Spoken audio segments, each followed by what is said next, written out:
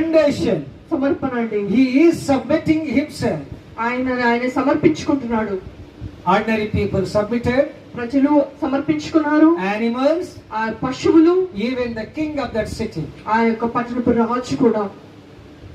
Commendation is very, or submission is very, important. దేవునికి సమర్పించుకోవడం చాలా ముఖ్యమైన విషయం. Ordinary people obeyed. మా సామాన్య ప్రజలు విధేయత చూపారు. Animals obeyed. ఆ యొక్క పశువులు విధేయత చూపినాయి. Even the king of that country or city obeyed. ఆ యొక్క పట్టణపు రాజు కూడా విధేయత చూపాడు. If you and I మీరు కానీ నేను కానీ do not obey, అవిధేయత చూపిస్తే God will get angry with us. దేవుడికి మన మీద కోపం వస్తుంది. Dear friends, స్నేహితులారా, let's submit, let's commend ourselves unto our living Father. మనకి సజీవుడైనటువంటి దేవునికి మనం సమర్పించుకుందాం. Not only your things, మీ యొక్క వస్తువులే కాదు, but your whole body.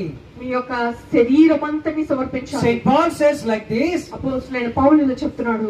Okay, I have submitted myself unto my God or unto my living God as a living sacrifice. నా యొక్క దేవునికి నేను సజీవ యాగముగా సమర్పించుకుంటున్నాను. That's what God is expecting from us. అదే దేవుడు మన నుంచి కోరుకుంటున్నాడు. Let's examine ourselves. మనం ఈరోజు పరీక్షించుకుందాం. What did we commend? Sometimes we commend our things but not our hearts. ఒకసారి మన వస్తువులు దేవునికి ఇస్తాం గానీ మనల్ని హృదయాలను ఇవ్వం. Sometimes we commend our money but not our time. ఒకసారి దేవునికి ధనం ఇస్తాం గానీ మన సమయాన్ని ఇవ్వము.